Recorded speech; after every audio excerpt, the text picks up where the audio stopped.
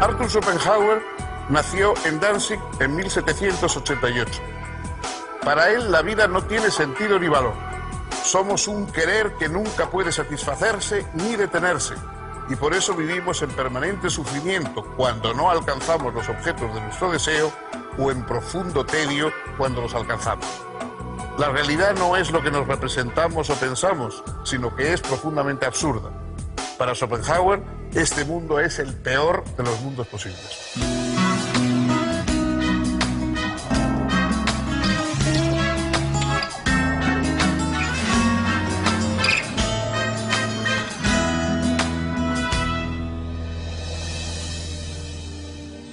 Bienvenidos, ¿cómo les va?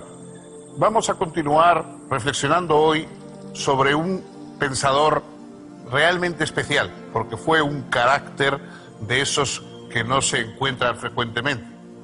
Un político de nuestro tiempo, Clemenceau, dijo que tener genio es tener mal genio. Sin duda, Arthur Schopenhauer responde perfectamente a esta descripción. Fue un filósofo malhumorado, fue un filósofo pesimista, pero también fue un filósofo que tiene una dimensión que no todos suelen tener, que fue un extraordinario escritor, fue un gran escritor. Y las obras de Schopenhauer se leen hoy no solo con un placer intelectual, o por lo menos con un interés intelectual, sino con un placer literario, porque describe de una manera vigorosa, de una manera romántica, porque pertenece al mundo de la época del romanticismo, sus ideas y sus pensamientos, hasta tal punto que es un poco la desesperación de los profesores de filosofía. Los profesores vivimos de intentar poner en claro lo que está oscuro. Schopenhauer es uno de esos autores que se puede estar de acuerdo o no, pero nadie explica mejor que él mismo lo que piensa. Digo que fue un filósofo pesimista, es decir, parte del dolor y del sufrimiento de este mundo. En eso, sin duda, está influido por el pensamiento oriental. Fue uno de los primeros pensadores occidentales que conoció, a través de las traducciones de Anquetil du Perron y de otros autores de la época que hicieron unas versiones del Vedanta y de algunos textos budistas, y eso a Schopenhauer le interesó extraordinariamente porque parten del dolor de la existencia. ¿Cómo podemos escapar del dolor de la existencia? ¿En qué consiste este mundo en el que vivimos anhelando cosas que no llegan y que nos hacen sufrir, y que cuando llegan nos sacian y nos hastían e inmediatamente nos proyectan hacia otros deseos? Esa cadena de deseos, esa cadena de dolores, que es esa especie de afán y desasosiego permanente que es la vida humana, ¿cómo podemos salir de ese círculo dramático?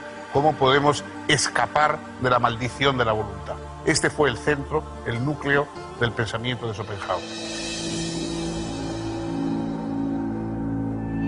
Arthur Schopenhauer provenía de una familia de origen holandés. Su padre era un próspero comerciante. Nació en la ciudad libre de Danzig y cuando ésta fue anexada al Imperio Prusiano, su familia se trasladó a Hamburgo. Allí, el joven Arthur realizó sus primeros estudios. Al llegar a la adolescencia, su padre le permitió viajar por Francia e Inglaterra. Luego lo dirigió a la carrera comercial. Sin embargo, en 1805 el padre de Schopenhauer se suicidó y poco después, este manifestó a su madre, con la que siempre tuvo una pésima relación, que deseaba dejar el negocio familiar y dedicarse al estudio. Con tal fin requirió su parte de la herencia y comenzó a estudiar medicina, química y matemáticas en la Universidad de Göttingen y después filosofía en la Universidad de Berlín. En 1813 obtuvo su doctorado en la Universidad de Jena con una tesis titulada Sobre la cuádruple raíz del principio de razón suficiente. La originalidad de Schopenhauer radicaba en la demostración de que el principio de razón suficiente, que establece que no hay nada que no tenga una razón de ser, se manifiesta en 4 formas distintas, irreductibles entre sí. Para ello, reducía todos los aspectos de la realidad a 4 clases básicas: los objetos empíricos, los conceptos abstractos, los objetos matemáticos y el yo, que es el objeto del autoconocimiento. el principio de razón suficiente no se aplica de igual manera a estos diferentes fenómenos. Entre los objetos empíricos aparece como explicación causal, entre los conceptos abstractos como deducción lógica, entre los objetos matemáticos como consistencia y respecto de los hechos del yo como determinación del carácter y motivación. A pesar de su novedad y rigor, esta tesis fue recibida con bastante indiferencia por el mundo académico. Schopenhauer no se dio por vencido. En 1819 dio a conocer una nueva obra que sería la más importante de su vida: El mundo como voluntad y representación. En ella interpretó la cosa en sí de Kant como voluntad. La mayoría de los pensadores tiende a plantear que el mundo, en su conjunto, el universo, es bueno y racional, y que los que somos malos somos nosotros, los seres humanos, que nos dejamos arrastrar por pasiones, por intereses, por deseos inconfesables o lo que ustedes quieran. El planteamiento de Arturo Schopenhauer es precisamente lo opuesto. Nosotros somos las víctimas, nosotros somos los que padecemos, y el mundo, el conjunto, no digo el cosmos porque él no lo ve como un cosmos, es decir, como un orden, sino más bien como un colosal desorden.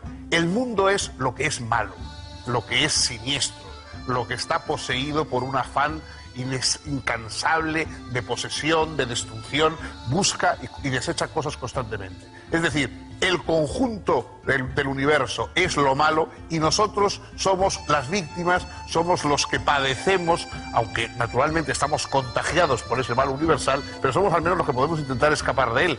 Solo nosotros podemos intentar escapar de él por la vía de la razón. La razón tiene una función práctica: liberarnos de los males del mundo.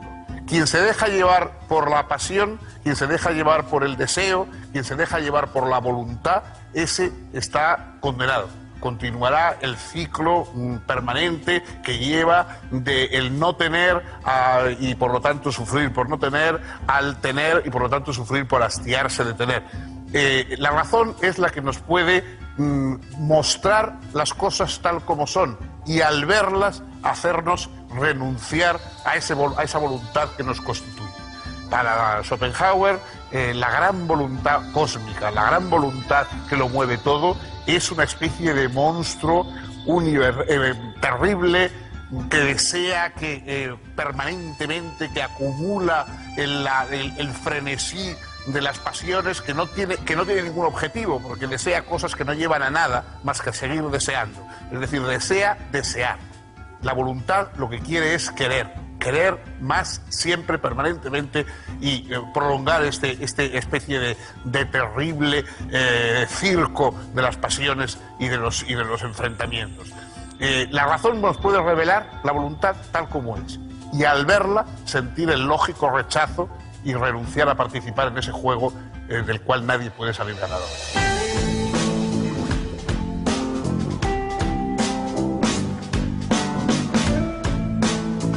En 1836, Schopenhauer publicó un ensayo filosófico sobre la voluntad en la naturaleza, que, como sus obras anteriores, pasó casi desapercibido.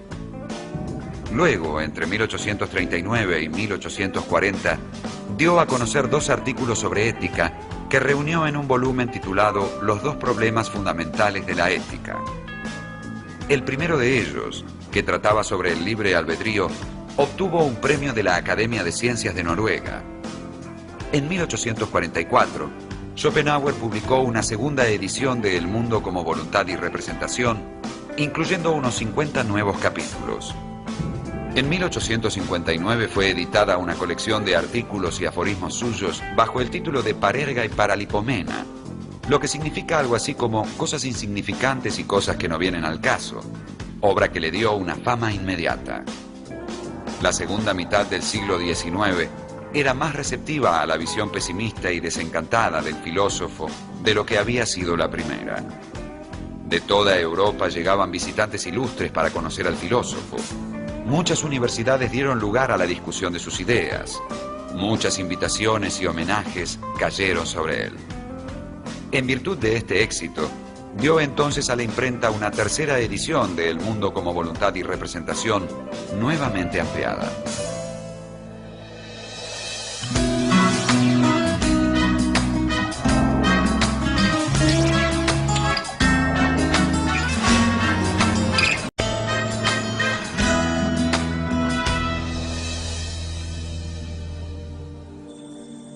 Schopenhauer fue un pensador que tuvo unos interesantes apuntes artísticos. Él era un hombre extraordinariamente dotado para el arte, le encantaba el teatro, le encantaba, por supuesto, la literatura, en particular la literatura española. Fue traductor de Baltasar Gracián al alemán y, por supuesto, fue uno de los primeros que convirtió ya no tanto al Quijote, pero a Calderón, sobre todo en La vida es sueño, etcétera, en uno de los pensadores teatrales importantes de Europa. Pero él, sobre todo, tenía un entusiasmo especial por la música.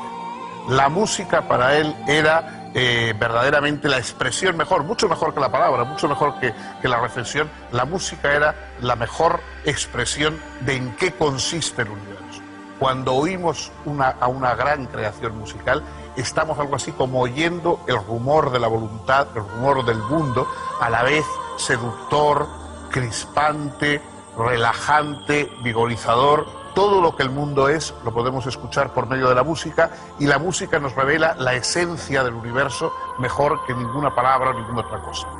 A la vez, Schopenhauer escribió de muchos temas, es decir, hizo un corpus muy joven, porque él concluyó el pensamiento de su obra principal muy joven, sin haber cumplido los 30 años, con 20 y pocos años, y después fue añadiendo aspectos concretos para la vida cotidiana. Hablaba pues desde los duelos, el espiritismo, y dedicó unas reflexiones al tema del amor y de la mujer que son o han sido por lo menos muy comentadas a lo largo del tiempo, porque es uno de los pocos pensadores que habló de la sexualidad.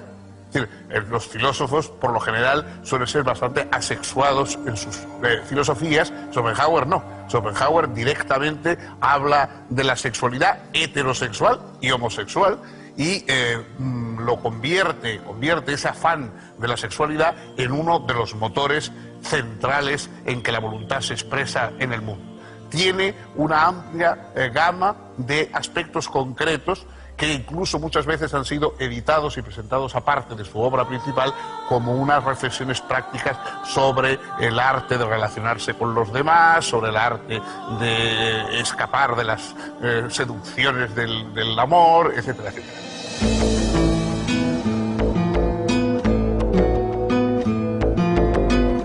En su obra, Schopenhauer percibió que nuestro cuerpo nos es dado como objeto fenoménico, pero a la vez, interiormente, como voluntad de vivir. Somos una corriente agitada de pasiones e impulsos. Nuestra interioridad es la vía regia para acceder a la cosa en sí, en tanto somos criaturas de voluntad. Y, según Schopenhauer, todo lo es. Toda la realidad es en el fondo un querer que se quiere infinitamente a sí mismo en la multiplicidad de sus objetivaciones, sin alcanzarse nunca. Incluso nuestro entendimiento es un recurso de ese todo que es voluntad, y en virtud del que somos un deseo eternamente insatisfecho. Corremos detrás de diferentes objetos solo para jamás alcanzarlos, o, si los alcanzamos, para enseguida hartarnos de ellos. Porque todos esos objetos son solo representaciones que la misma voluntad pone ante nosotros. Nuestra vida es, por eso, permanente sufrimiento. Para escapar de esta maldición hay tres vías. La primera es la contemplación estética, porque, aunque sea por pocos instantes, en ella la voluntad se aquieta. Las diferentes artes se corresponden a diversos grados de objetividad de la voluntad, desde la arquitectura, a través de la escultura, la pintura y la poesía, hasta la tragedia, en la que se presenta el conflicto de la voluntad consigo misma. En cuanto a la música, ella es para Schopenhauer una reproducción de la voluntad misma. Pero, en mayor o menor medida, todas las artes son liberadoras, al permitir el surgimiento de la contemplación desinteresada, aunque no alcanzan para redimir al hombre de la vida, sino que solo significan un alivio momentáneo. La segunda vía consiste en desenamorarse de la vida, porque es la voluntad la que nos hace apegarnos a la vida. En este camino ascético se desarrolla la compasión, por la que me hago cargo de todo el sufrimiento del mundo. Busco activamente el sufrimiento propio y ajeno, de modo que mi interés por la vida va disminuyendo progresivamente. La tercera vía es cambiar la voluntad por la no-luntad, dice Schopenhauer. Es decir, transformar el querer en el no querer, aniquilando en nosotros todo deseo. Se trata del acceso al nirvana, la extinción. Schopenhauer no vivió según ideales ascéticos, ni buscó el anonadamiento de su ego, ciertamente poderoso. Cuando se le reprochaba esto, contestaba que no tenía por qué vivir exactamente como pensaba. Amó razonablemente la vida y la disfrutó especialmente en sus últimos años, en los que se vio súbitamente célebre y apreciado. Falleció apaciblemente en 1860 en Dresden.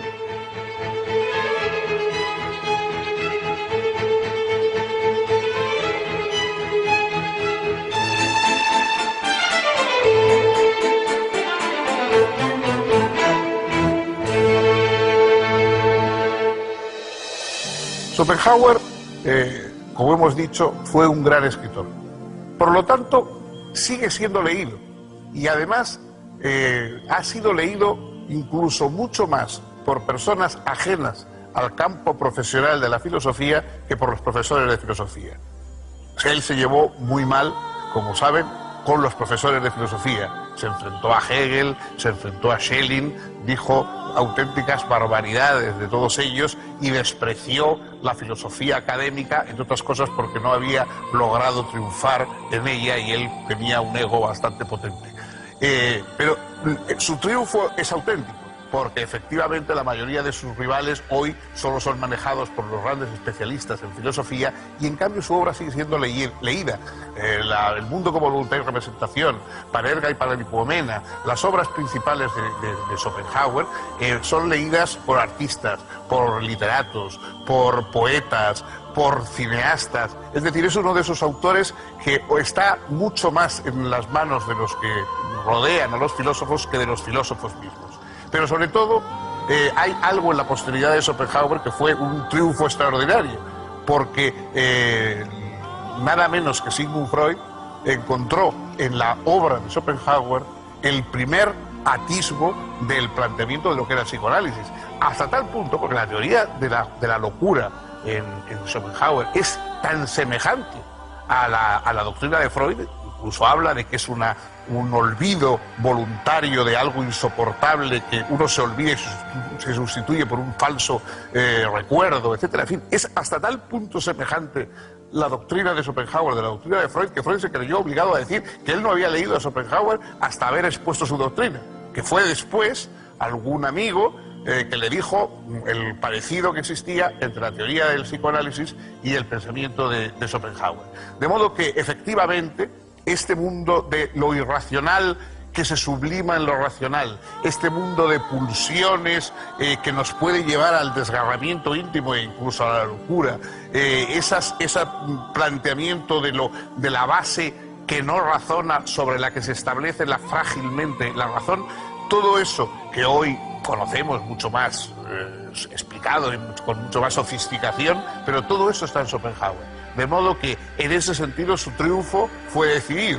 Mientras los grandes racionalistas han quedado a veces pasados de moda, él, desde esa versión romántica y vigorosamente irracional del universo y de nosotros mismos, sigue estando presente en toda la posteridad de los escritos de la reflexión sobre el inconsciente, etcétera, de nuestros días. Bien, pues esto ha sido todo por hoy. Si lo desean, el próximo día pueden acompañarnos con otro autor, con otro pensamiento, con otra aventura intelectual.